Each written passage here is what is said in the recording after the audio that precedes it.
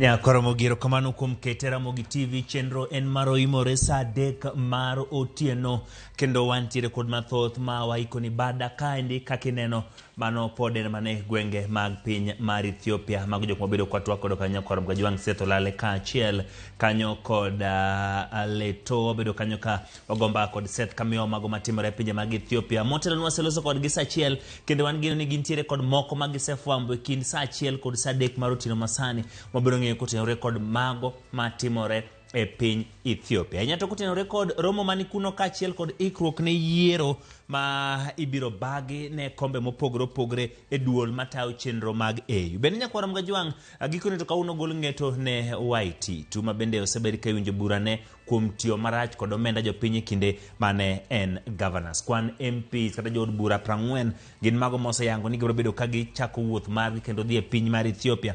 Wantiere kod weche motenore kod tiyo gi yedhe mamero ji oseyangore ni jopuonjre mantiere mbalariany thothgi tiyo kod yedhe mamero ji ma en nikech ang'o ka achiel kod odiochieng' mar raboyunga. Magi to kod mamoko mathoth magi weche ma omiyo pek.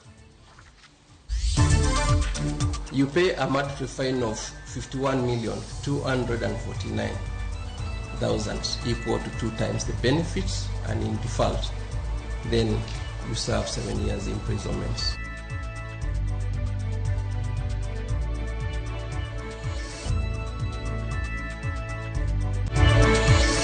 He's not somebody who's entering a classroom. This is somebody who has had broad experience.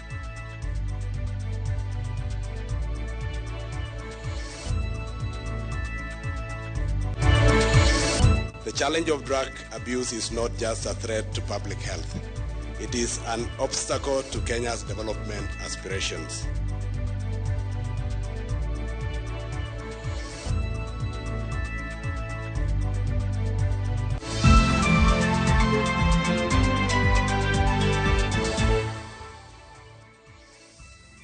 Nyakwaromo giro kamano kuom yiero Ramogi TV kaka pile watude laiwa duto mag tudruok gin mago moyaw kendo nyalo go kod mbaka kioro ote magi machuoka bedo gi thuolo mar mondo mi isom. Nyinga Ochieng Emmanuel jaloko marwa en Belinda Phillips bed kod chakruok nyaka giko. Kawacha gi weche mag doho nyakwaromo gajwang en manen governor ma Kiambu Ferdinand Waititu mabedo ng'ere gi nying mar baba yao. Koro chulo menda maromo shillings million 53 pesa maching makaok mano to odhi dak e jela kuom higni 12. Waititu bende do kumo bet e yiero moro amora e piny Kenya kuom higni 10 mabiro. Magi duto timore nikech ne oyud Waititu kod ketho mar mibadhi kinde mane en governor e county ma Kiambu. Cynthia Onyango miwa ler e burani ma bende ne onywando min od Waititu Susan Wangari Ndung'u ma bende otweyo kuom higa achiel. Okinyi makawuono saa 4:30, gavana machon ma Kiambu Ferdinand Waititu ne ochopo e doho ma Milimani ka ikowe kod obila ka opingo rido lwete. Itoke ne nitiere min ode, director mar kambi mar Testimony Enterprise Charles Chege kachiel kod min ode, jatend migawo machon mar apaya Luka Mwangi maduto ne oluwe doho mondo giduto doho migi kum bang' yudgi kod ketho mar mibadhi mar omenda maromo $588,000.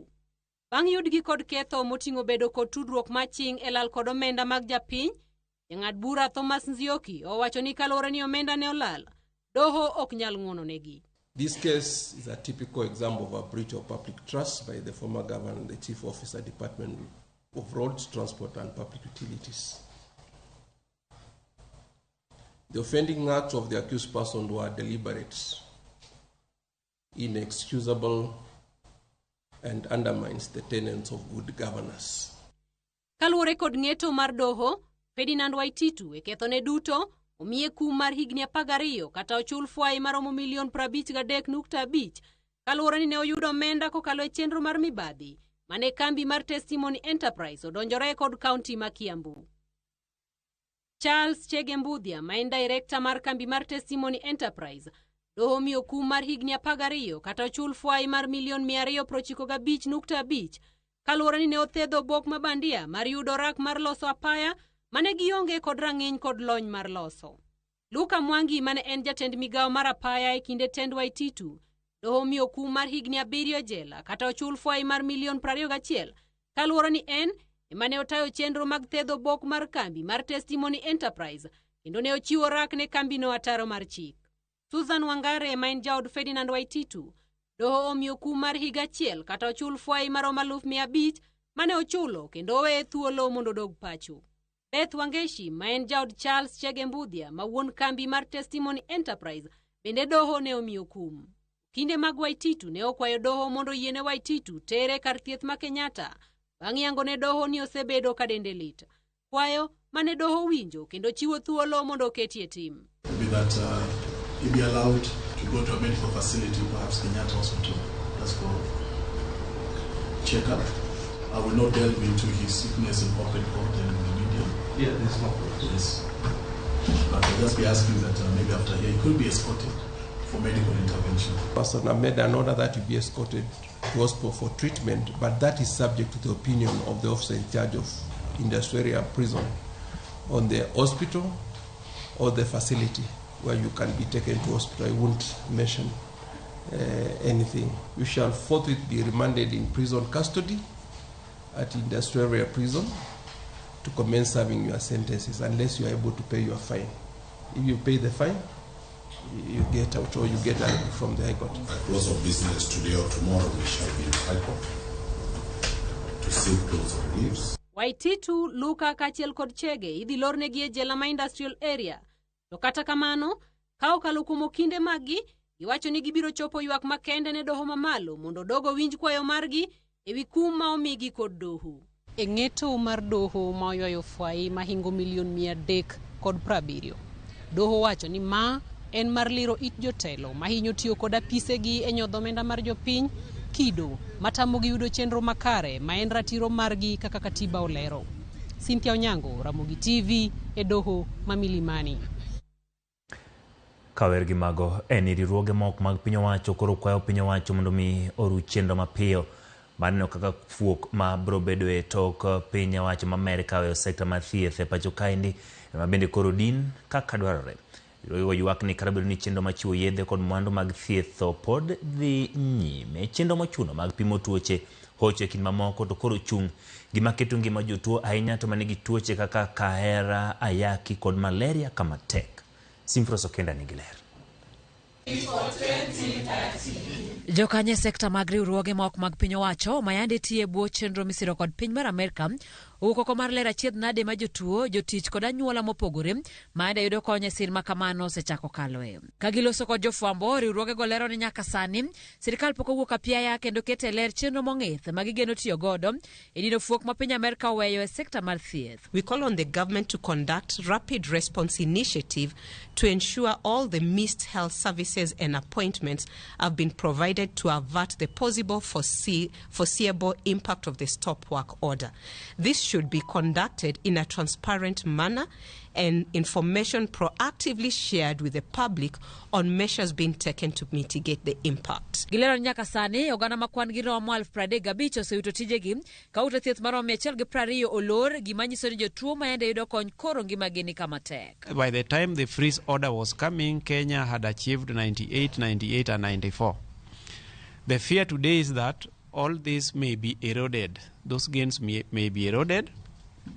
And whereas we appreciate the limited waiver, today we are here as Kenyans to call on the U.S. government to probably consider putting aside all that order altogether. Piny Amerika osebedo kasiro chenro mag pimo kute mag ayaki ahinya ne mine mapek kod pimo tuo mar kahera.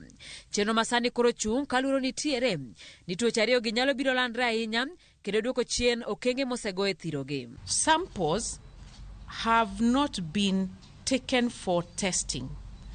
That means that the patients who are likely to have had TB have not been tested because of that lack of that support. So what does that mean? That we have patients who have TB but have not been tested. So they're living among us and likely infecting others because of lack of that support. When we miss a chance of testing a child and putting them on treatment, we can lose them in the first year of life. If we miss a chance of making sure that we stop the vertical transmission from the mother to the child, that means we are giving that child a lifetime of living with HIV. That is 70 plus years of the government paying for ARVs. But we have the opportunity as a country to make sure that we stop the virus from being vertically transmitted. We have a problem right now that the testing is not happening as fluidly as it's supposed to happen in the different sites where the mothers are going. Riwruok mar joma timo hera e kind kit chwech machal, jo ohando pamo, e kind grube mamoko ma chenrogi mag terruok ogwenyore, bende ywak ni ngima ma gidago biro gi akwede mathoth, kendo nywandore kod jotuo mamoko ka gidhi kawo yath dhi bedonegi matek, kendo nyalo medo landruok mar kute mag ayaki. So you have seen this stop to order by the US government has made us to go back to our cocoon, and the fear is that the spread of HIV will continue even to the general population. So we urge the government or the US government to fund our community. These are female sex workers, men who have sex with men, and people who use drugs, that they are not able to get services from the general population facility. Ponono ni sirikal okoketo chenro motegno mabiro kawo kar siro manichiwo koda piny mar Amerika.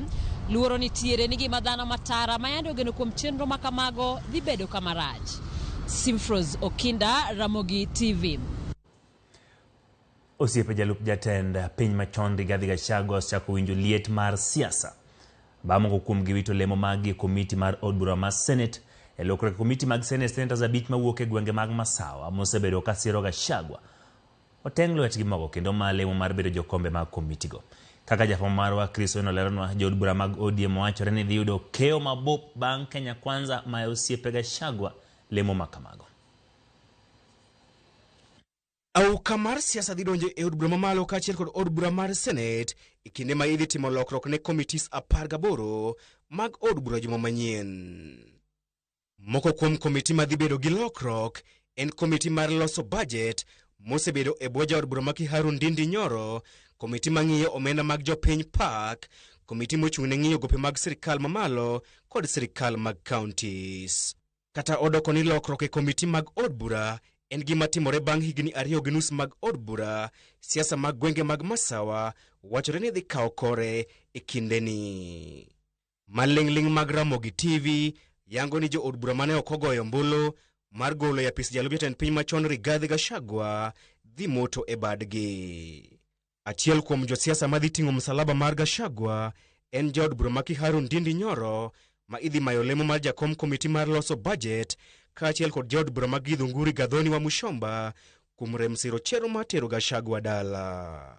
Maling'ling mar wayango ni bang' mayo osiepe Gachagua committees mag od bura, jo od bura mag ODM madhi keyo mabup kuom yudo lemo makamago kaka erokamano kuom reso yie ma jatend piny William Ruto nimo e kinde ng'anyo mag rowere mag Gen Z.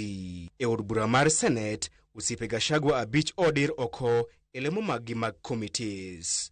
Osiepe Gachagua mane osiemne gi yogin seneta ma Kiambu Karungu Dhang'wa mane otelo ne komiti mar Kongo Apeini, seneta ma Murang'a Joe Nyutu mane otelo ne komiti mar somo, seneta ma Nyandarua Joe Methu mane otelo ne komiti mar lope kod seneta ma Kajiado Seki Kanar mane otelo ne komiti mar ohala.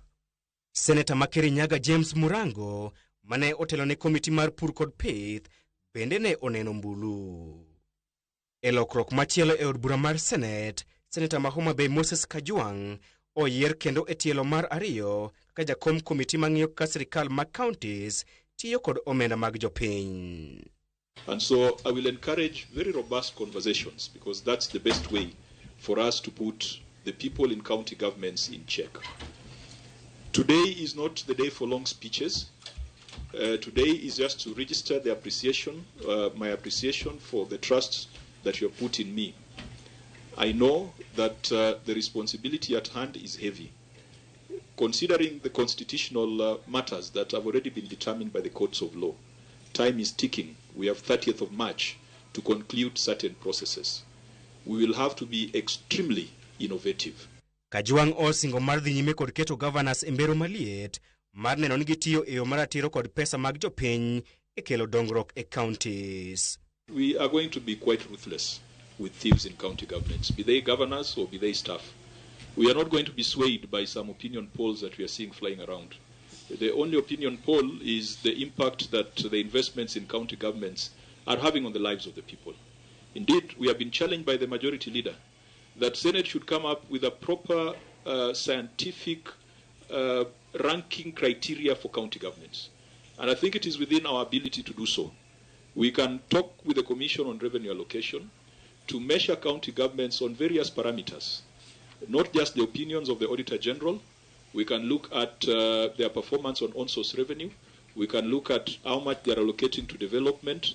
We can look at their HR practices. Liet mar siasa e od bura igeno mar idho malo e juma manyien e kinde ma jo od bura dhi yiero jokanyo kod jokombe mag komiti 18 mag od bura. Dweche 4 bang' jo od bura thicho oko jalup jatend piny machon Rigathi Gachagua, le mane olwar kuom Gachagua pod dhi nyime kod lwar kuom osiepe mage e od bura mamalo kaachiel kod od bura mar Senate. Chris Owino, Ramogi TV, Parliament Buildings, Nairobi.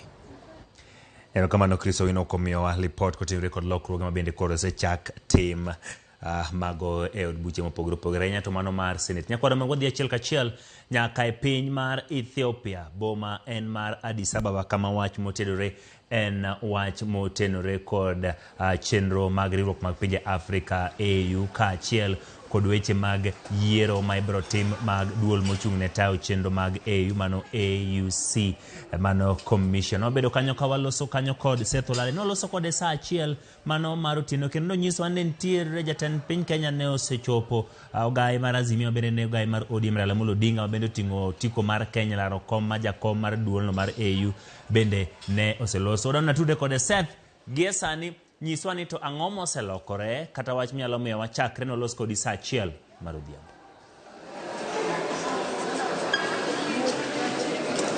Oimore wan Addis Ababa, Ethiopia to en kama jatend piny mar Kenya William Samoei Ruto nosechopo to en ka bende jachung' madwaro kom mar AUC Raila Amolo Odinga bende en Addis Ababa ka. And earlier on, there was also a very strategic meeting pitting the Raila Odinga Secretariat for what they term as planning and strategic meeting. This particular meeting being held by the Principal Secretary of Foreign Affairs, Minister of Foreign Affairs, that is Dr. Simoei Korir, leading this particular campaign team. Basically, this is the secretariat that has seen Raila Amolo Odinga traverse over 30, destinations in a bid to, secure votes for Saturday's African Union Commission election just here next to me at the Nelson Mandela Plenary Hall. But even apart from that one, remember that also a 2-day interministerial executive council of the African Union just came to a conclusion today, and the Prime Cabinet Secretary, who is also Kenya's Foreign Affairs Minister, Musalia Mudavadi, highlighting that some of the areas of concerns, of course, were the situation in the Democratic Republic of Congo, as well as the situation in Palestine involving the humanitarian crisis on the Gaza Strip. Apart from that one, coming back home, they also elected 6 commissioners who will sit in that particular commission that will be led by whoever clinches it on Saturday. This could be Raila Amolo Odinga from Kenya, Djibouti's candidate, that is Mohamed Yusuf Ali, not also forgetting the Madagascar's candidate, that is Richard Mandato. Talking about Richard Mandato from Madagascar, we know that the South African Development Community, SADC, has encouraged its members, 16 of its members, to vote for Richard Mandato of Madagascar. What does this mean? Of course, it remains to be seen what effect will be there, because there are also other key members of the SADC that are also in the East Africa community. Just to mention a few, we also have the Tanzania. Tanzania is part and parcel of EAC, but also doubles up as a member in SADC. So how that plays in this particular contest can only be, realistic when the actual voting is done.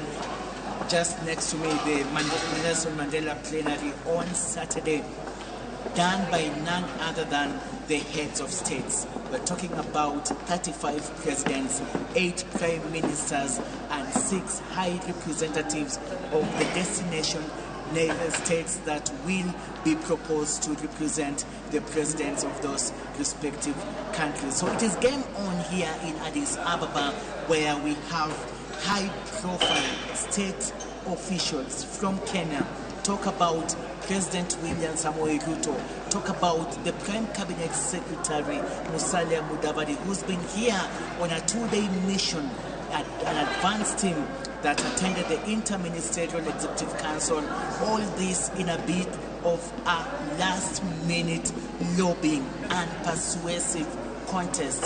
Remember that Raila Odinga is not the only contestant here in Addis Ababa as far as the chairmanship for the AUC is concerned. We also have the Djibouti candidate here in Addis Ababa, that is Yusuf Mohammed Ali, who also doubles up as the Foreign Affairs Minister. He attended the 2-day Inter-Ministerial Executive Council of the African Union, and of course it is not just a matter of attending and participating in the agenda. It is also about seeking votes, last-minute, persuasive actually initiative, just to ensure that they bag their votes when they come to the ballot here by the heads of state on Saturday. So I talked about that strategic meeting from the Raila Odinga campaign led by Dr. Sing'oei Korir. It was held at the Kenyan Embassy here in Addis Ababa. It included all the members of the secretariat that has been up and down until yesterday.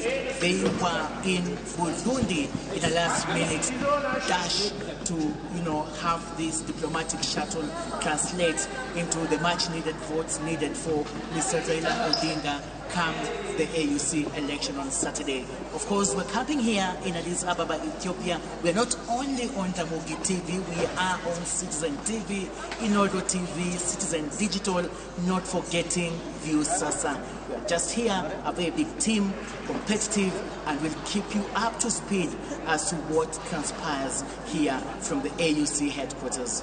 Emmanuel. Erokamano Seth Olale kuom chako yudo thuolo mondo mi ilos kodwa mano iloso kodwa kowuok e piny mar Ethiopia boma ma Addis Ababa. Nyakwaro Mwajwang' Seth omiyowa ler e gik matimore e pinyno, mana ka bende watieko mana piyo gik mowacho.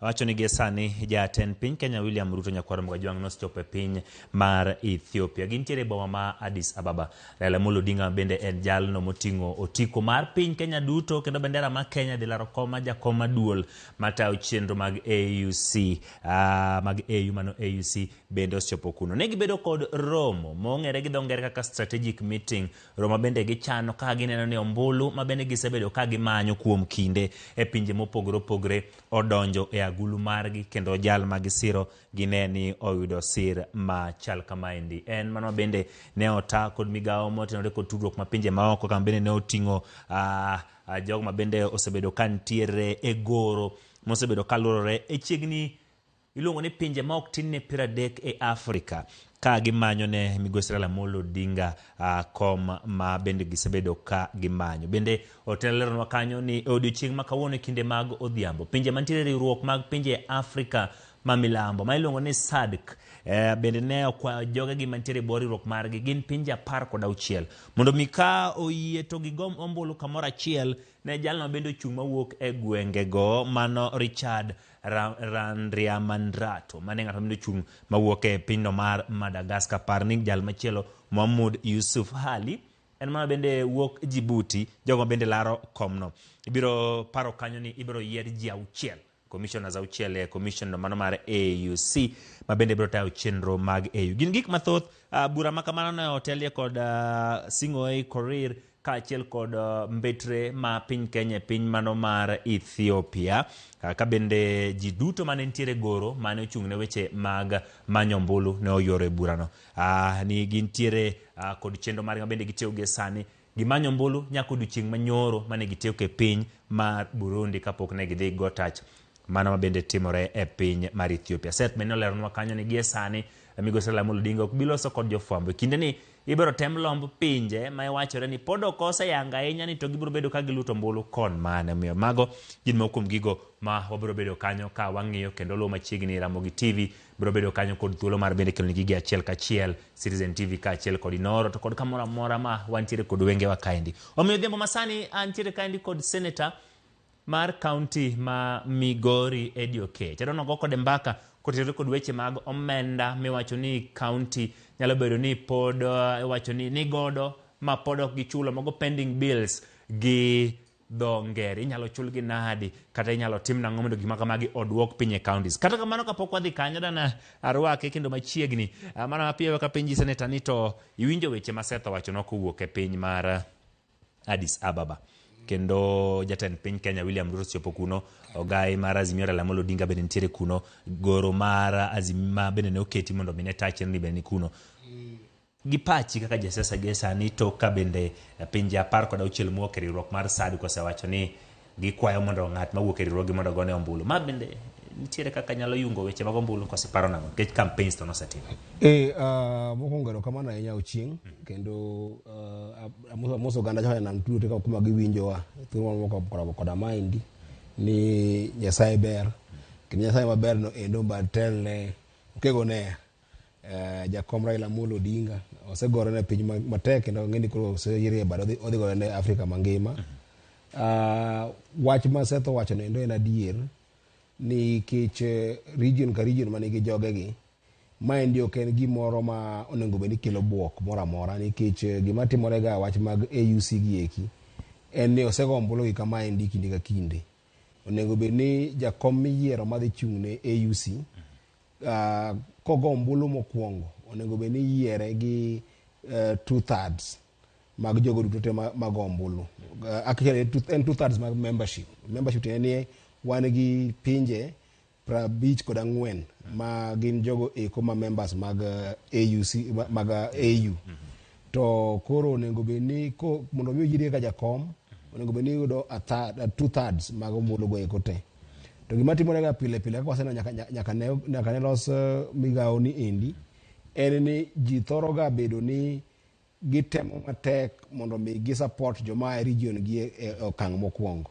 Koro pok waneno ng'ano endo mo oyomba e ombulu mokwongo mondo 2/3 oyomba ching dichiel. Koro bedo ga ni ng'ato ka jomoko golo jomoko ng'ano jomoko jo East Africa golo ng'ato koni endi jo North mogolo ng'ato kan tie kanyo to nikech goodwill mar pinje duto okang' mokwongo igone ga ng'at ma koru mondo mi gitegi ng'ato bomba ni kura mo achiel kula mo kadi kaso namba 1 gi namba 2 koro dhi e gimiluongo ni simple majority. Koro onge buok moro amora nikech mae en gimiluongo ni routine, en gima timore sa asama jogo dhi go ombulu every region chunga gi ng'at gi moro mondo mi giketh osiep mantiere e kindgi. Kamano ka wach mar AU no mana ka watiko en ni nitie pinje moko mantiere riwruok mar SADC ma mwalo kuno mag milambo to bende nitiere pod gintiere kodwa ka riwruok ma pinje ma ugwe kaka Tanzania. Ma nyalo miyo gibed gi gajruok moro e weche mag luto ombulu. Ok no bed gi gajruok apani kan ka jakom osego ombulu Tanzania ni kodo machiegni maloyo SADC ma piny koya chande. Omiyo gin aparo ni wach gichung' kodo motegno kendo gidhi gochonwa. Mak mani onge buok moro nikech mae en gima timore sa asaya ma ombulu no goyoga. Ichalo jomogo ombulu ni jo Nyanza to gi jo Central to gi jo Eastern ne nitie kanyo endo. Kuongo ne ng'atu moro ombulu kaso koro ji dhi ombulu mar ariyo. To jakom osegoyo campaign e East Africa to osego campaign e West Africa to osego campaign e North Africa. Jatelo no endo ma gipiem ji adek. Achiel nitie ma Southern country ng'oni SADC no to nitiere ariyo ma East Africa ma en gi jalo ma Djibouti. Koro nikech mano jakom nigi upper hand mar bedo namba 1 namba 2 e okang' mokwongo kaso kogo mar ariyo kwalawo ma Nyasaye. Erokamano. Kwa were gi weche mag EU nyakwar Mgajwang' nitiere gik ma iluongo kanyo ni pending bills. Magi omenda manyalo bedo ni county nitiere godo ma pod ok gichulo. Jok ma be seche moko nochwalo chenro ne county kata mano timora kod county. Gin gigo mosebedi ka ing'uri kuom kinde ka kinde. Ka wachako ere kaka wanyalo tieko weche mag pending bills gi kuom counties? Pending bills, gimokwongo en ni nitiere pending bills kata gope ma county nigo kuom jogo eko mosego ohala gi county ma samoro biro nikech miriambo kata mibadhi. Tiende ni ng'ato nokotimo tich moro amora to kete ni notiyo e county. Koro iyudo ka nikech sirikal mano biro mokwongo kata ma ariyo gi eki nitiere jo mibadhi mang'eny mantie e sirikal manya keto gimoro ng'ato notimo gimoro to nokotimo tikete ni notimo koro ka pending bill. Mar ariyo jogo eko notimo tich mar adier to pok ochulgi. Samo pok ochulgi nikech pesa ne pok obiro kata pok ochulgi nikech county no oketo budget mamalo moloyo pesa moyudo. Koro ka pesa oseyudo to dhi okawo services kuom ng'ato to otemo mondo mi otim ang'o, gitem mondo gichul weche mamoko to magi be gin go kaendi odiyogi. To matheko kabisa bende en gimiluongo ni vested interest kata dwarogo eko mantiere kind jogo eko mantie e sirikal. Nikech iyudo ng'ato ko ne nitie pending bills manochak magowi ma adieri ng'ato notiyo chon to samoro nikech koro in e sirikal ma kawuono to ng'ano endo notiyo e sirikal mokalo iro chulo jogo eko motiyo kawuono tira we jomoko joma notiyo chon. Kaso koro obedo shida maduong' kabisa. To mogik ma samoro governors ok dwar mondo wawachi to en gino matimore adier en gimiluongo ni kickback. Kickback to en ni ng'ato nyisi ni itiyo tich, imanyo tich, sama imanyo tich to kwayi pesa. Samoro ido mondo itiyo endo ochako kwayi pesa. Koro kisa kitiye mitieko pod ya kwayi pesa ni nyaka chul jogi ki pesa kati ni kile jomoko chulo 10%, jomoko chulo 20%, jomoko kwayo 30%. To mago counties gi eki ng'enygi nigi ji kala kuma nigi mibadhi. Masamo iro ka en ng'at moma en finance department, en chief finance officer moro to samoro kwayi pesa ka governor kia. To nitie moko bende masamoro governor ko ng'eyo ni kwaye 30% tabu pogo ni kama. Koro weche gi kite miyo koro chulo pending bills go medo mabed problem maduong' kabisa. Koro samoro ka kiweyo bedo malach ahinya to budget mandalo mabiro bedo matek mondo migige ko chul. Ko sani watamo matek kaka Senate ni pending bills nyaka bed gigo eko michulo bank kose chul msara te. To gino ni counties kuongo chulogi mondo mi jowa odhi maber. Enondo mutimo kaka Senate nitiere counties moko manyalo bedo noseyangre ni gikuodo kata gimedo kwano omenda motenore kod pending bills, omenda mapok gichulo kata gowi magin godo. Enondo ni nyalo yango ni ang'o momiyo counties timo gima chal kama ende. Wuoro. Joma nigi wuoro mang'eny madwa ni mondo mi ing'eni shida mwan go maduong' kabisa e Luo Nyanza. To en shida mabende gwenge moko ni kode ahinya. Na wuotho Mandera, kamoni Mandera. Agombo ni chieng' moro kata mana un kaka jofwambo. Nyasaye okonyu chope kamoni Mandera. Jo Mandera ne okoyudo gimoro amora miluongo ni dongruok chakre ne wayud independence. To kane devolution obiro kata sirikal mar ko gwenge gi eki 2013 eka gik moko chako timore Mandera. Eka Mandera ogero hospital mokwongo, eka Mandera ogero TDC mokwongo, eka Mandera ogero fire station, eka gigero stadium, gimoro amora mineno kanti Nairobi kaka da kor gwengewa, eka giloso. Koro ka samo gwenge galago eko samo pending bills gi eki onge nikech ji ok wuora ahinya kata ji onge vested interest malo kuonde moko. To kuonde wa gi eki nitie paro ma joseketo ni mondo mi mew yo machiek ma ji mewo go e kor gwengewa en ni donje county. Eno governors donjo to ino ka governor ne ng'at ma ne onge gik moko to kapok ing'eyo ni kinyne gorofa chung, kinyne dala ne rieny kata nyaka gero mier moko apar to kinyne iyudo ka governor ng'ama chamo pesa mana machalo gi ma senators chamo en wi milion achiel moko mabe konduse ong'ade okete shisha gi eki okete wach mag gik mang'eny ming'ade sirikal gi to kodhi gi pesa makalo 700,000 dala. Tiro ka governor magwa kidhi e liel weekend liel achiel governor golo 300,000, liel achiel governor golo 500,000, odhi e kanisa iro ko golo 150 ne kwaya, 200,000 ochako miyo padri. Iro ka governor nyalo keto ma weekend achiel otiyo gi milion 2. Manyiso ni weekend ang'wen mwan gedwe governor otiyo gi milion 8. To msache to en milion to konduse to korom. Ko chako pinyo to governor ni en pesa motiyo go mogolo kuonde gi ekite ogole kanye to kogo ohala en ma e county ka. To mano e paro ma MCAs bende moko nitiego, ng'eny ji madwa mondo donje sirikal mag county gi gin gi ng'e kaka yorno mar meu to en yono endo monego gidhi konyo go jopiny. Koro ka indie shida kuma shida wuoki mamiyo samoro ji kuodo weche mag gope mantiere county gi eki, kaso moko giriyo mayudo ka chudo moko gin chudo moko mag okora, ma samoro en chudo modho kwa pesa ka COB ng'ano emandiko control of budget, emandiko ni kora yieni apuodho mondo idhi chul pesa ma otigo kama. Iro ng'ato odhi kwa pesa 100 million nadhi chulo ji 30, to kochopo kamochude koro chulo ji 5, modong' ni endi ok dinon mana ka in senator kaka ane ka dinon meko menti. Kanyo mabire piny nikech tij senator en mar mondo mi ung'e kaka uyudo omenda to bende nono kaka county tiyo kod omenda. Governors nyalo wacho ni senators seche moko nindo e class kata wende tiji nikech gin ema gin gi chenro mar dhiro mondo mi okel omenda. To maya manyalo miyo weche mag pending bills gi omenda pok ochul medore nikech mano tiju. Ma to nyalo konyo nang'o? Governors osebedo wakoche moko tok gite. Nikech iwacho ni senators ok ti okel ni pesa. Gima gitimoga en ni kodong' ka pesa molewo dwe moro achiel ga dwe moro ariyo, to wacho ni pesa pok opira ng'o ok obiro e county nikech sani endi dweni pok ochulo osara. Kochulo osara ma dweni, penjo manyadhi en niya, odonje tich karang'o? Governors wagi kite odonje tich dwe mar 8 higa 2022. Iro wacho ni chakre higa 2022 nyaka msara molewo dwe achiel ni endi pesa ma pok odonje county.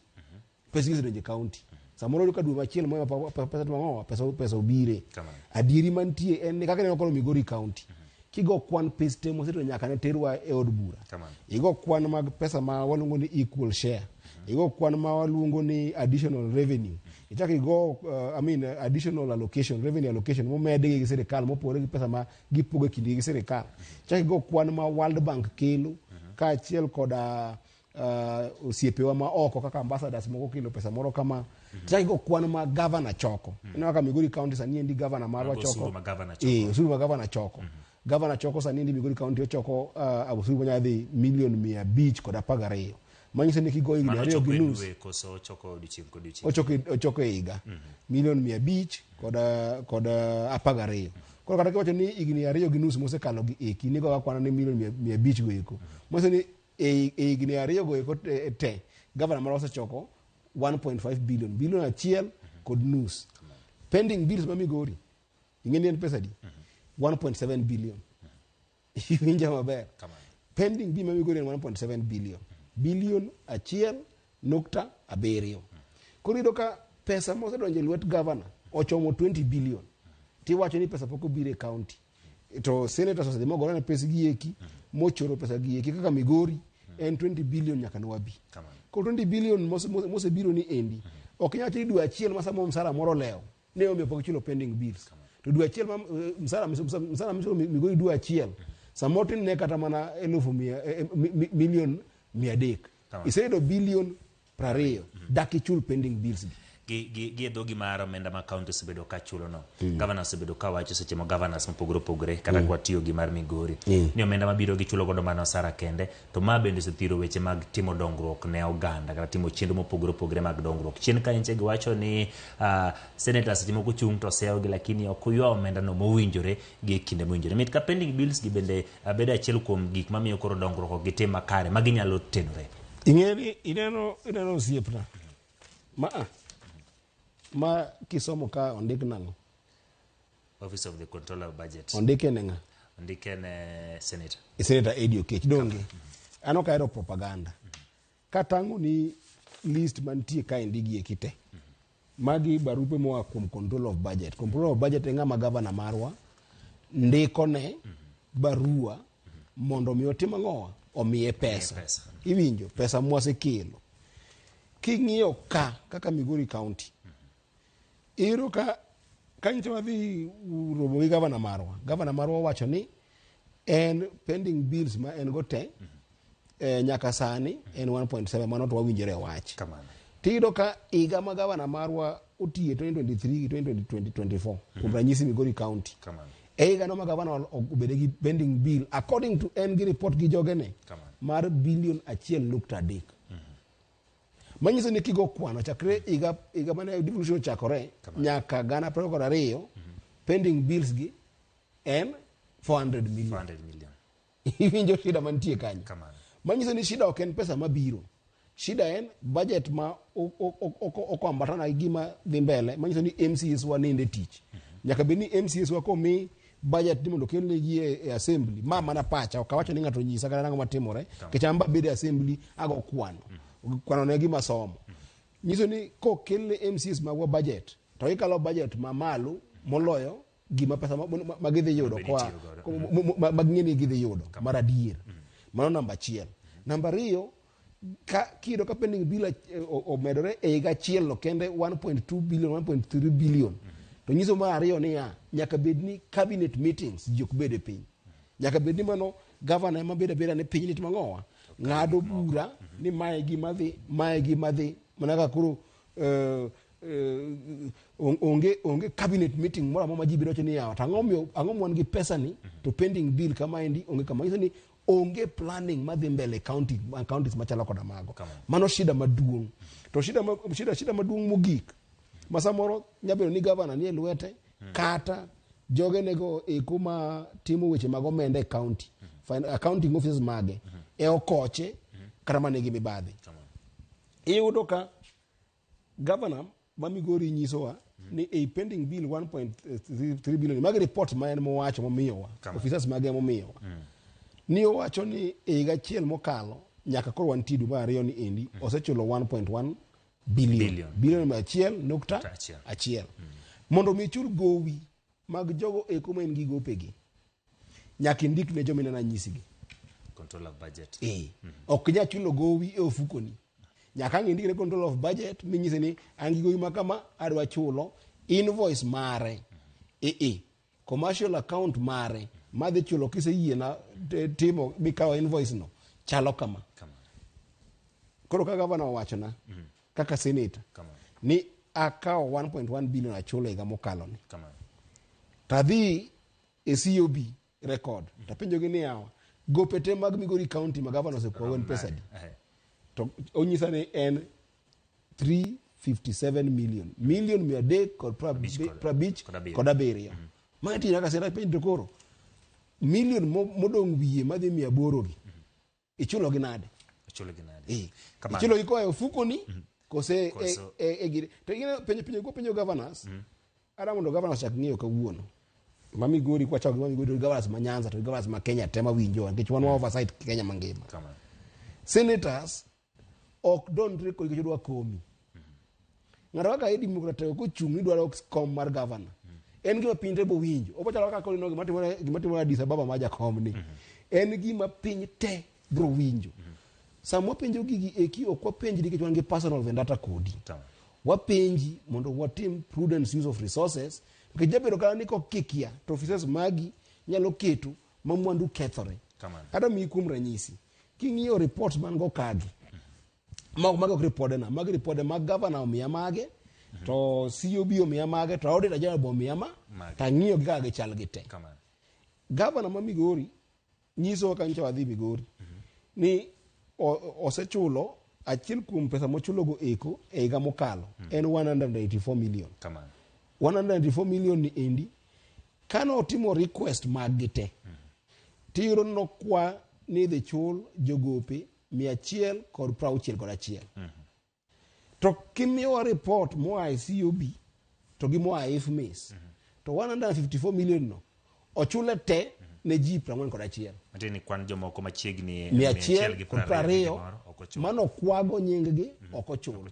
Kana penje nyebele komiti nikech ne nitie Ramogi ne nitie kanyo endo unyalo ung'e files magu ka penjo chief officer mare kona nitie gimo miluongo ni direct invoicing.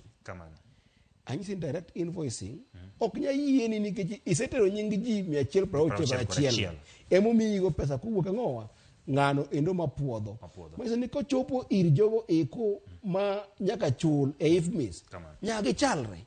Ok wacho ni koro ji 120 lal kamoro ka ni timo direct invoicing to be direct invoicing ni wadhi gorego kaka senators direct invoicing chutho onego bed ni itime mana ne jogo eko ma iluongo ni non-discretionary expenses.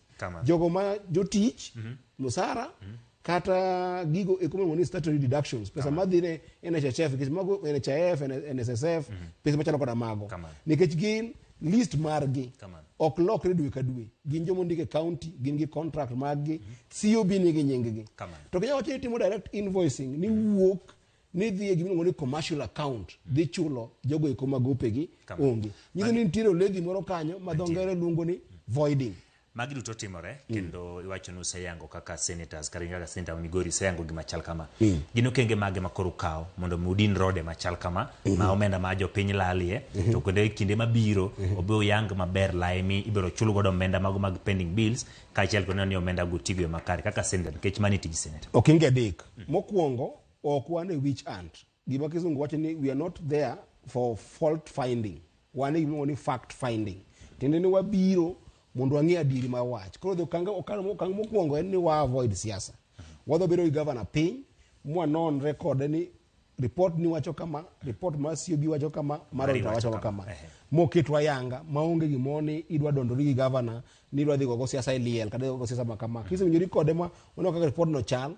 Gimo wacho no endo bedo recorded. Ineno ikiro record mare gino ni answered. Record mar bunge. Twandiko report no endo te twakilo ni senate. Kasi senate se yalo koyud ni nitie makosa ma wametimo. To senate nyawacho ni ka endi doguru matin unon ni be projects gi beno tim jogi benitie koso gin ghost jogope ma joma ongi kaka nito wadhi Migori wadhi neno projects to governor insist no wadhi kodwa to wadagi kaka senator nikech gimon wadagi en ni kwa dhi nono wawegi e projects ma in gi officers matiye kaka koro hospital ka onge yath to superintendent ma hospital nitie kanyo to in governor intie kanyo to senator obiro oboluro ko binyiso gi madier koro ka governor insist no wadhi kodwa wan gi problem gi mano koro senate bo miyo authority madhi ng'iyo projects go eko teka be gintie sama wadhi kamano endo kwadu watimo report wasetimo report moyudo ni nitie mibadhi motimore to wan gimoluongo ni partners magwa ma nyaka EACC nitie to wadhi koro wawacho ni prosecute governor makama kata prosecute officer makama governor onge problem ng'ama nigi problem en ng'ama timo weche mag omenda koro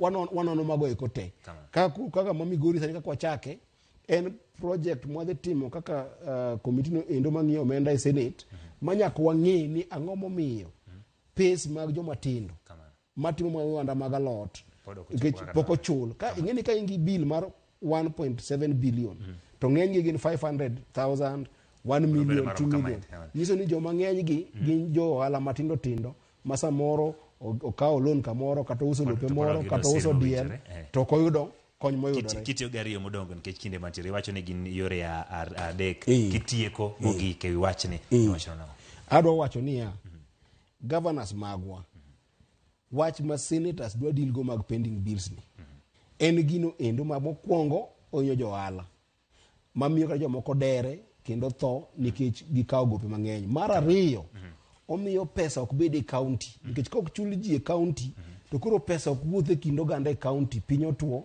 samoro in nyabedo ni ngosara maduong' kata in gi yuto mang'eny to gin onge gima giyudo koro ohala onge magore kata in county ok di konyre to mogik ma ok en siasa ma endi en tij senator ma senator timo senators magwa te dhi time manyaka mondo mwakony governors gieki mondo mi bugegi madhi mbele higa achiel ariyo ni endi gitiek wach mag gopegi mondo mi buge mabiro mbele gibed gi budget makare obed maler mondo counties odhi mbele. Erokamano enkoro mogino loso kanyo kod senator e county of Migori kendo yango no makare ting ma senators nitiere godo to bende ting ma gin godo ka achiel kod kwano mena bende owacho ni gisani giseyo nyaka county ma Migori gi nonro mantiere kanyo wanigero ni bro lugi e yo makare kik idhi mabor nyakwaro mga jwang pod wantiere kod mathoth e chenro mar Oimore.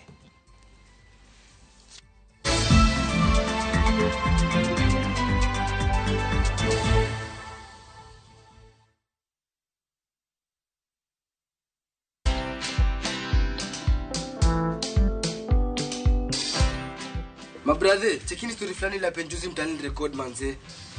Lakini bro, kazi itakuwa tu ni kujaza simu na hizi mavida. Ai, kujinice tu kaka. Mwananchi gani huyo anarada medali ya pesa? Leta tenje ni kusho vile tutaomoka. Citizen Digital wako na platform fulani kwa site yao inaitwa Wananchi Reporting. Hapa unaweza tuma story yako kwa website yao ama kwa app yao ya Citizen Digital. Na kama hiyo process ni ngumu, unaweza tuma story kwa email yao, WhatsApp number ama uitumie kama SMS. Alafu gani napataje bro? After story yako imepublishiwa, hapo ndo una receive 1000 kwa simu yako. Bro, au umenichanua. Don't just witness the news, be part of breaking it. Download the Citizen Digital app and share your story with Wananchi Reporting today. Citizen Digital. My favorite fruity, my flavor slaps. Mirinda, flavor so good it slaps. Enjoy the flavorlicious, refreshing taste of Mirinda Green Apple. Mirinda, flavor so good it slaps.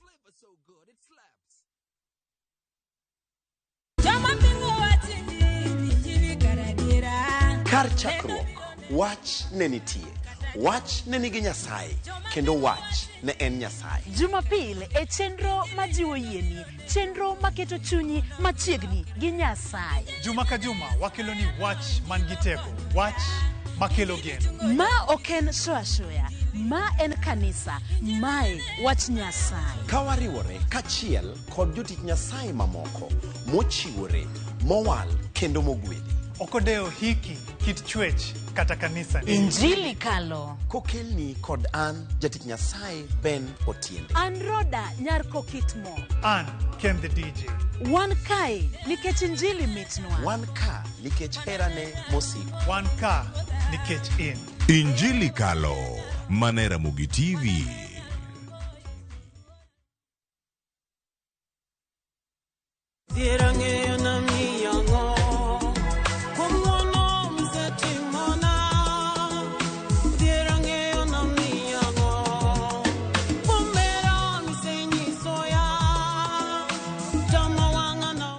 Doke didwar yudo wenda mar igalagala kuom ng'wono ma Yesu setimo, di star 860 star 419 hash to Yesu biro gwedhowa. Ramogi TV ikar jower te.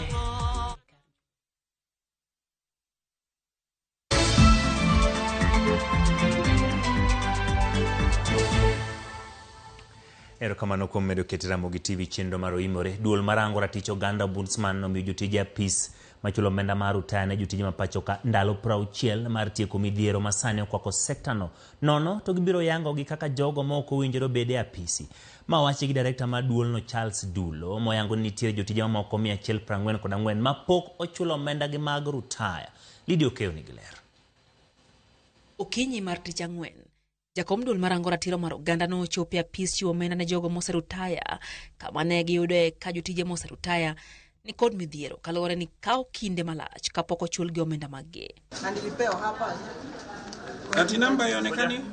Kwa nini? Bang' timo apedha margi, duol no yango ni nitiere jogo moserutaya maromo 318 ma are higa 2019 pod ni kod ng'ur ewi omenda ma ichulogi ka thothgi gin jotij kambi mar gach okolo kata railway service.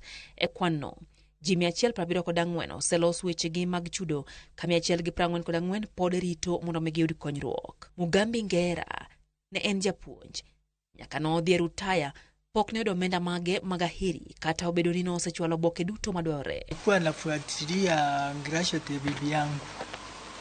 Aliaga 1997 mpaka wa leo niliambiwa niende nikangoje. Nikienda kwa Huduma Center naambiwa imetengenezwa inangojea kulipwa tu. Ndio iko hapo tu inangojea kulipwa, ili alipwa treasury ina pesa. Mabende chal mar Moses Amoko mawacho ni nyaka no wit minode mane tiyo kaka jachiw thieth higni 20 mokalo osebedo kocha no safar maya Kisumo kobiro Nairobi kinde ka kinde to onge duoko mora mora ma oseyudo. They would sit on these forms until they expire, and when I follow up they tell me the forms, the application you have made have expired, make a fresh application. To cut the long story short, now the third one is the one that has gone through. At the pension there, I cannot lie. It is very frustrating when you go there. Those guys, they behave like they don't want to serve you. I don't know. They don't want to serve you. It's like they're doing you a favor. Director Pensions Department to process and pay all pending 144 claims within a period of 60 days, failure to which the Commission shall give the office holder a notice to show cause why he should not be declared unfit to hold the public office. Duol mochung' ne ratich oganda no koro wacho ni nitiere jo Kenya maromo 48 ma osebedo karito chudo mar rutaya kuom kinde maromo higni 16 nyaka higni 25 ka moko maromo 20 osebedo karito chudo makamago kuom oheo higni 26 ka chal makama okel gi onge mar omenda e migaono mar omenda. Lydia Okeyo, Ramogi TV. Duol makedo gi yedhe mamero ji e pacho ka mong'ere kaka Nakada olanda yanga nonro mar lipot margi ewi kaka jopuonjre mag mbalariany tiyo kod yedhego. Kaka jafwambo marwa Efi Nyakidi lero, nonro no notim e mbalariany 17 ma en atamalo 30 mag mbalariany ma pacho ka. Tend migawo mar arita Kipchumba Murkomen ma bende noyuore nyasi nowacho ni nyaka keto okenge makare manyalo konyo tieko tiyo asasa gi yedhe mamero ji e kind jopuonjre mag mbalariany. A round of applause, ladies and gentlemen. Ne en nyasi mano yuor kod jatend migawo mar arita Kipchumba Murkomen, ogai mar obila Douglas Kanja, kachiel kod jokanyo mag sectors mopogore opogore e kar bagorombe ma Bomas.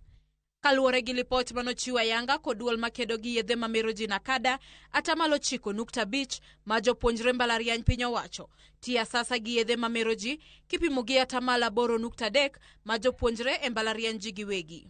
Atamalo 10.5 ma jopuonjre ma yawuoyi bende ofwenyore ni nigi kido ma tiyo gi yedhego asasa moloyo jopuonjre ma nyiri ma nigi atamalo 6.5. E kinde manotwak kod jofwambo, jakom mar bod mar Nakada Stephen Mairori owacho ni nonro mar lipodno en ranyisi mar kaka tiyo gi yedhe mamero ji nyalo thiro dongruok kod lek mar piny Kenya ne rawere. These findings presented here not only highlight the severity of the problem, but also provides additional recommendations to address it. The challenge of drug abuse is not just a threat to public health. It is an obstacle to Kenya's development aspirations. If we do not act decisively, we risk losing the entire generation to addiction, mental health challenges, and wasted potential. Karuka kore ogai mar obila Douglas Kanja owacho ni bad migawo mar obila makedo gi yedhe mamero ji mar anti-narcotics nyaka koro tiegi kendo misir matiyo kanyachiel gi bad migawo makedo kod maundu kata anti-terror unit. We want to enhance the capability of the anti-narcotics drugs unit to the levels of the anti-terror police unit. We decided that we need to enhance the capability of the anti-narcotic drugs unit so that it can actually be able to assist and work closely with others, including Nakanda and others, to ensure that we root out this issue. The IG has spoken as the Inspector General of the Republic of Kenya to signify the fact that we take this thing seriously nationally, and the government of Kenya does not target to allow alcohol to certain villages and people who have failed in the past to make money. Jatend migawo mar arita Kipchumba Murkomen ma bende noyuoro nyasino olero ni nonro mar kaka jopuonjre mag mbalariany tiyo gi yedhego en ranyisi ni nyaka oganda kod piny owacho chakrango makare ni piny Kenya ochimo kanye. We cannot make this conversation about your tribe, your village, your community. This is a serious national issue that does not deserve to be, reduced to political boxing. Murkomen omedo ni jokanyo mopogore opogore kachiel koten mbalariany nyaka koro riw lwedo kendo tika kanyakla maketo kenge makare manyalo tieko tim makamano. Tok lipot ma duol makedo gi yedhe mamero ji pacho kata Nakada, tich koro dok ne ten mbalariany mag ji giwegi kod mago mag piny owacho mar keto kenge manyalo konyo tieko tiyo gi yedhego. Efi Nyakidi, Ramogi TV, Bomas, Nairobi. Erokamano Efi Nyakidi. Odiochieng' ma kawuono piny mangima ne dhialo kendo hingo odiochieng' ma nyakalondo kiyango kenge mosego e weche mag chiwo puonj kod moro oganda. Jofwambo kaachiel kod riwruoge mopogore ne obiro kanyakla mar yango odiochieng'ni. E nyasi ma kawuono thor wach ne en rango kenge mosetigo gi nyakalondo e jiwo weche mag ber alwora to ahinya kaluwore gi lokruok mar chal mar kor lwasi magisani okwako piny mangima. Joja oko nigi ler. Nyakalondo mar Ramogi ne okawo ng'ala manyime mar dhialo odiochieng' nyakalondo mane yango e piny mangima e odiochieng' ma kawuono ni.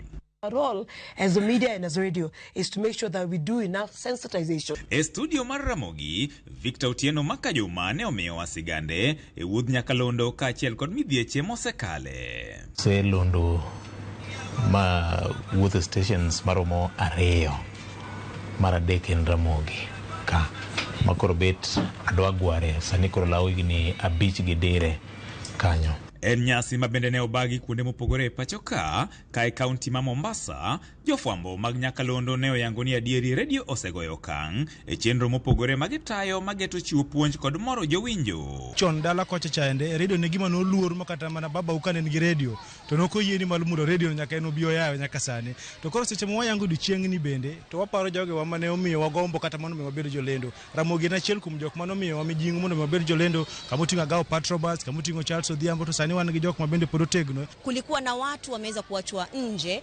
katika kuweza kufahamu yanayoendelea, na kupitia redio kama hizi zenye kutumia lugha za kinyumbani imeweza kuwafikia wengi wale ambao hawangehitaji kujua Kiswahili ama Kizungu peke yake. Kwa hivyo ni hatua kubwa sana na ni hatua ambayo tutazidi kuweza kukubali yale mabadiliko yanayokuja, ikiwemo mabadiliko ya kiteknolojia, ambapo sasa hivi unaweza kupata taarifa ama matangazo katika redio huku ukiwaona watangazaji unaowaenzi. Thor wach e odiochieng' ma kawuono ni ne en mano mar tiyo gi nyakalondo e weche mag rito alwora, to chutho e kinde ni malokruok mag kor lwasi kelo midhieche mathoth e piny mangima. Ng'enyne akelo ga jolony weche mag alwora mabiro puonjowa ni to koro sani koth dwa chwe mang'eny, ang'o monego bed ni watimo? Onego bed ni wadar wadhi kuonde mabeyo moloyo kuonde mongore ma wantiere. Sani koro onego bed ni wapidho yiende. Wapidho yiende magi kuonde ma wantiere go, yien mane manya tiyo maber, nikech kata mana yiende gi gipogore bende gipogore. Koro atiyo kod radio cha mar kelo puonj ne oganda. Wan kae to celebrate, wan kae be pidho yien, nikech climate change is the topic that everybody is discussing e piny mangima. Koro wan kae to encourage jopiny. In our polytechnic we have a radio station, Vita FM, and we use it for various purposes, but the main purpose is for training. But we also sensitize our community in so many areas. Nyasi makamane bende obagi e kaunti ma Kisumu, mane okelo kanyakla jofwamb weche, apisas mag tend kaunti no kaachiel kod duol mochung'ne gayo jofwambo e pacho ka Media Council of Kenya e kind ogendni mamoko. Siganda monego bed ni watimo e thuolo ni, onego bed ni gin sigendni ma loso kaka ji nyalo ng'eyo chandruoge mikelo gi lokruok mag kor lwasi. Kata mana jopur mathurwa ka onego wabed gi puonj kaka onego bed ni wapuro, maka wapuro to ok dhi kelo chandruok ma kwasepuro to lo duto te oringo odhi ogingore iya ora. The clarion call that we have for the media is let's continue to produce programs, let's continue to talk about climate change in radio. This is something which is our responsibility, so that we prepare a better world for us tomorrow. We also want to challenge the county government of Kisumu and the other county governments to work with the media towards achieving this. Media Council of Kenya will continue building the capacity of journalists. It will continue giving grants to journalists so that then they can build their knowledge and skills in the area of climate change reporting. To maduong' moloyo en dhialo jawinjowa ma en jatendwa, nikech ka gionge to tijoni chalo kanono. Happy World Radio Day ne joerate mag Ramogi FM kar chuny nyaluo. George Aoko, Ramogi TV. Koro Ramogi kinde koro chopo makoro dwani mondo mi wagomba kanikech chieng' tich ang'wen ka tich ang'wen nyaka watim kidieny mar gin kanye wamanyo jogo mabende osebedo thuondi e gwenge mag Luo to kod mane gi sigana mamit. Nyaka Ramogi mana kaka juma ka juma wakelo ni chenro mar gin kanye. Kawuono wamanyo ni jangolo marauma Okach Bigi. Okach ne otiego ji mathoth e weche thum, kendo ne jal mane muocho thumbe mag puonj kod here. Mbaka wami tudruok mar Okach kod Dola Kabari kanyakla kod jaod bura mawendo Walter Owino. Walter Nyambaga machiegni miwa sigana.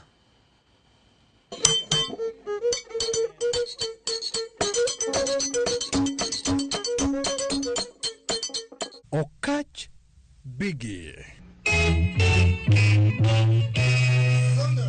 Jal mane jangolo marauma kendo mapinyo luoro. Okach ne jakanye to nonyuole kure e dwoko ma wayudo kuom wuode Ken Okach. Nyinge en Elekea Okach, no Elekea Okach Mathayo. Then odhi owilo nyinge Eli Okach Otieno. Nyuole Ujimbe Dudi. Temo somo Luanda Dudi primary kanyo. By that time somo noklich kabisa. Okach ne owuok Dudi Ujimbe e kendo molebo ma Kisumu e kendo chako menyo mokwongo. Okach ne ochako menyo mare e ka ochakore puonjo adhong' e kaka ja boxing. Nobiro Kisumu ka onagego boxing ka railways e kuma noyude nying mar Bigi. Nako railways ka koro process mar goyo boxing ka to nobedo advice ni gino bro inye. Okach mane ojote kar jot Manyalenda noyudo kod jongolo mamoko e kaka mar Juma Odundo mondo chak puonjore. E kono ne gin jirende gi Juma Odundo. Koro seche moko dhi boxing charo tamo winjo kaka Juma Odundo timo gi practice ne gin gi bande gi kanyo koro practice no. Koro harakati no to nan interested. Koro kanyo mano donjo gato opuonjere opuonjere nini kanyo modo odhi mopuonjere goyo drums. Ne gocho kod band mage. Owuok ka Juma Odundo Kiwiro ka mobudhe kabisa. In fact I realized nyocha ka ni Kiwiro no compose so many songs. Ntiere the most famous one majung en Dina Kalando. Mano composition ne. E kaka jothum gin jok mane nyalo gwinyore paro. Ranyisi ka ng'ato lego apisi moro matich mane nyalo miyo chunye dolre. Okach ne owuok modhi kadi omisiani e kendo chako medo nyayo mich mare mar thum ka Jasira Tiban. Chwanyruok moro achiel kanyo gi joka Kiwiro to dhi Shirati. Okach nochako band mare mar eka e gwenge mag Kisii. Kose ukire to dhi Kisii kore Kisii ka tema giromo ema gilose e band gi mar eka no. Jamilumo ok chamalot. Okach ne ok en jathum kende e kata kamano ne en jo ala maduong' matimo elni nyaka mago kaka mag bucha Jaringo ma Kisumu. Dange buchni Kisumu kae. Koro ne no run that business to not run kende jok maya ung'eye maber bro ng'isi ne dhiang' no make sure no ng'eyo dhiange kende. Business ne mabucha ni mondege mane timo. En to no make sure to ni accountability side de manotemo. E mbaka wa kod Ken e nying moro mar Walter Wudawendo imulo e kaka jok mane ni machiegni kod Okach. Ok no mok pesa kaka winje. En ok no mak pesa. Ntiere jok mane handle pesa but the band to koro mare ng'eyo kaka ng'eyo equipments and everything management to ng'eyo but en personally ntiere kaka pes chulo jotich ok no donje ntiere kaka ng'at mane handle ge. Wapenjo Walter Wudawendo ni to en ne orado kod Okach Bigi kure. 1996 ang'eyo Okach e sama ne gibiro e piem mar jobenga me Kenya mangima Nyayo National Stadium. Kae to koro ang' godhiambo tok yombo kanyo kechene mane obedo declared jangolo maberie mogik chieng' no kanyo noting'o jobenga wa kaka te. Koro godhiambo to nadak gomera moro e Nairobi ka manodak umoja to ang' oterowa kuma ne Bigi odhi goye thum miluongo ni Muungano Kadongo. Muungano Kadongo ne nitie Isili akia ni pod entie. Koro kang' wadhi Muungano Kadongo tema natemo abe nang'a mong'ere yore kabisa mondo ang'e Bigi ma Bigi ng'eya ema ne wang'ere gi Bigi. Walter kono wa kaka tudruok mare ne ochakore kod Okach. Kaseng'e Muungano Kadongo chieng' no takone ni nitie osiepna moro ma uso spikni moko maneno kabeyo kabisa. Nadwaro gima nyalo tudo maber. Koro nwatero speakers gi. Koro bang' tero speakers ma Bigi onyo speakers mokete band ne ka. Ne wabedo koro tight nonwang'o ka ng'ama resourceful. Okach ne ok oyango boma Nairobi maber. E kendo ne chuno mondo mi Walter Wudawendo ne koro nyaka nyise boma e kuonde moko mag chumbu madundo. To nokona chieng' moro kanosehera ni nitie kuonde modwaga dhiye moko ng'eyo e town ka. koro ok odwa nosiepege madongo kech bigi ne deal gi joma dongo nyalo ng'eyo kata ng'eyo no kia kuondego koro nokoni kuondegi ane mabiro gatero koni wuda ndo inubo gatera kuonde madwa gadhiegi ma kuondego no include kata kuonde manotwang'e ga lewni somewhere in River Road koro funde ne gina tere ga irgi to dhi to twang'o pimo lepego kuro to twang'o to wawuotho kode e town ka kuond mang'eny anyalo paro incident moro chieng' moro penja koselos ne business cards monego be ni chiwo mag introduction gi to penja ni wuda endo card gi onego be na chiwo gi ga sadi to gin ting' mage mane en godo e kaka jalweto kach Bigi. Ndalo cha mokwongo ng'eni ne onge M-Pesa na Bigi nyalo ora ka nodwa miyo ng'ato pesa. Aparo ne en gosiepe moko kata Nairobi West mano nyalo ora na ternegi pesa kata gigene ma personal machalo lewni. Na nyalo dhi omo ne lepe kaka fundi kuma ne wadhi opim gi echa takelo ne na nyalo kawo lewni gi agone Bigi pass ka koro dwa dhi e show kuma dhiye to no trust nyaka gi lepe to no gike point makata ka Bigi dhi kamoro to briefcase ne ane makora ting'o. Walter wacho ni en kod ting' mar rango ng'at manyalo chacho kach e kinde ma ogocho. To an ne ok jamiel thum to kong'o be ne ok amadhi nyaka sani pod ok amadhi to nanyalo dhi kuma imiele thum kuma Bigi goye thum to ok abed mbele anyalo chung' e tok speaker kuma kaka aneno gik moko kaka timore karito ni Bigi nyalo ora kuma chielo. To okach ne kite chalo nade? No ng'amo timore nono. Nikech de ok timore ng'ama nono an na ng'ama tin mane wan gi pogruok e higa moingo higni 20 maonge kaka Bigi ne nyalo deal kode so Bigi notimore ng'ama ni nono then Bigi ne chunye ohero ji kabisa no jahera to kendo Bigi ne nigi chuny mar konyo ji nikech nohero miyo ji nyiero. To gin kuonde mage mane jaw jimbe nohero goye thum?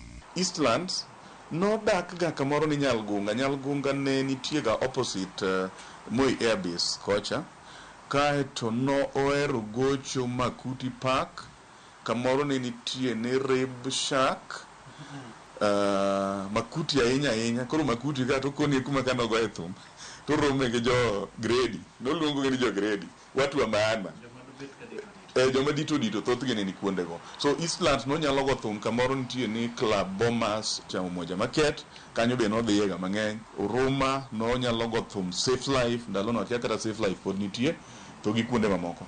Okach ne goyo kit thumbe mage?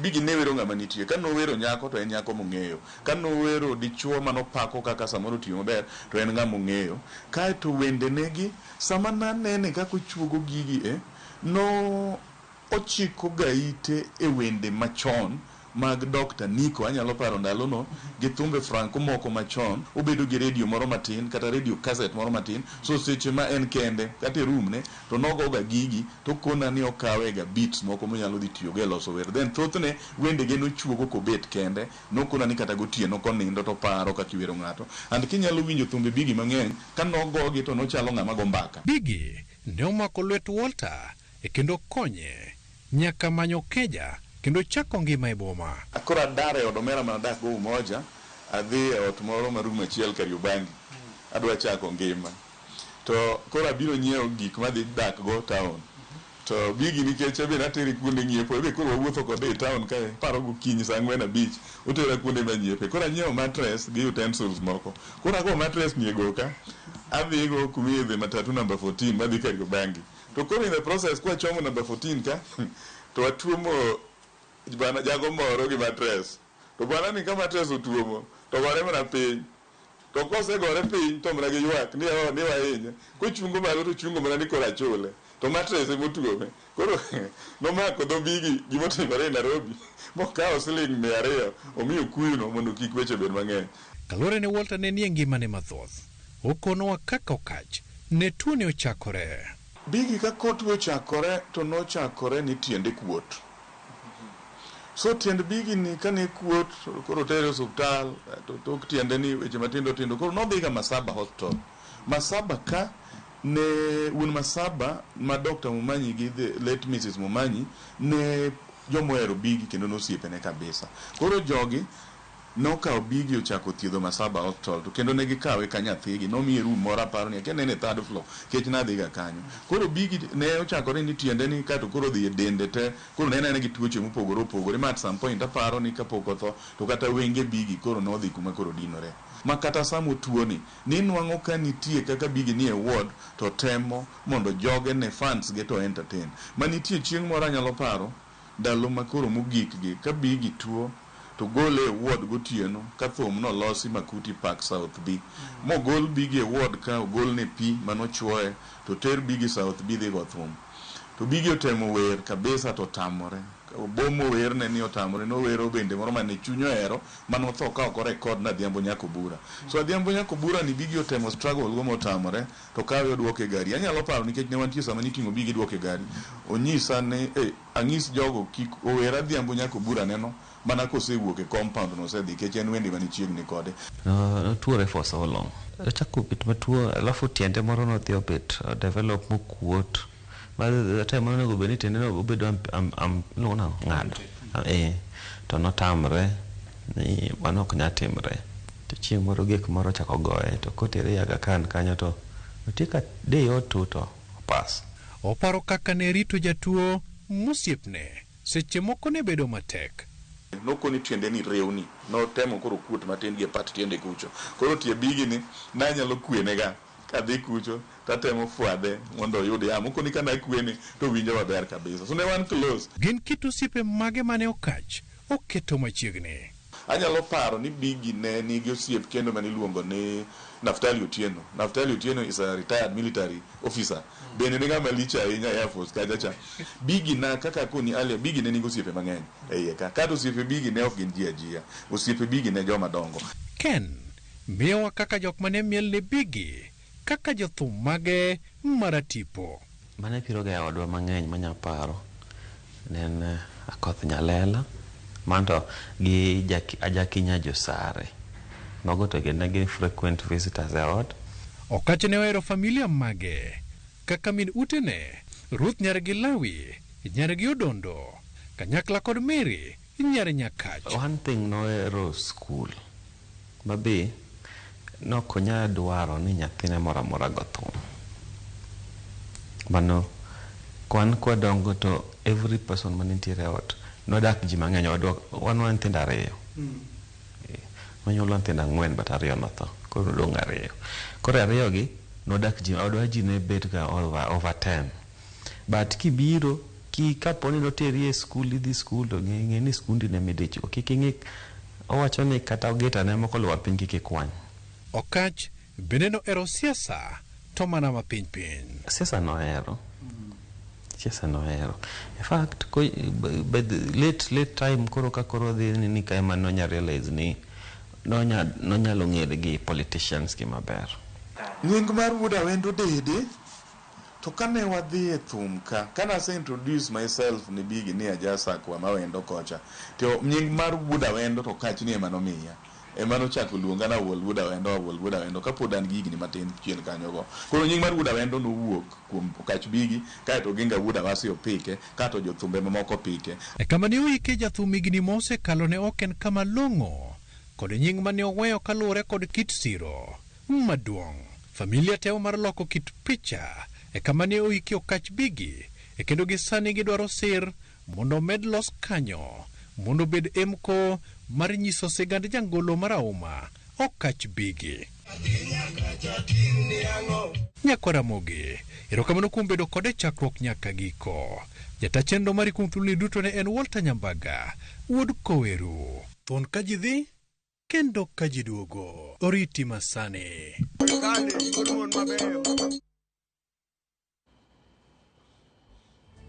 Erokamano nyakwara Mogi kuom medo kete Ramogi TV adhi e yueyo matin kik idhi mabor aduoko kod weche mag tuke.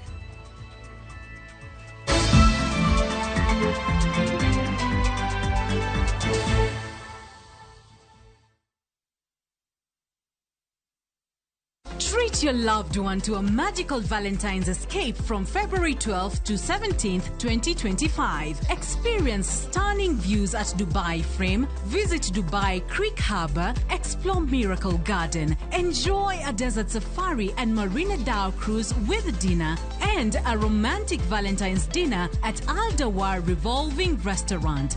This unforgettable getaway, including visa, starts at $1,120 per person sharing. Book now. Lipa Pole Pole. Visit viewtravel.com, call or WhatsApp 0703 254 254. View Travel. Dream. Explore. Discover.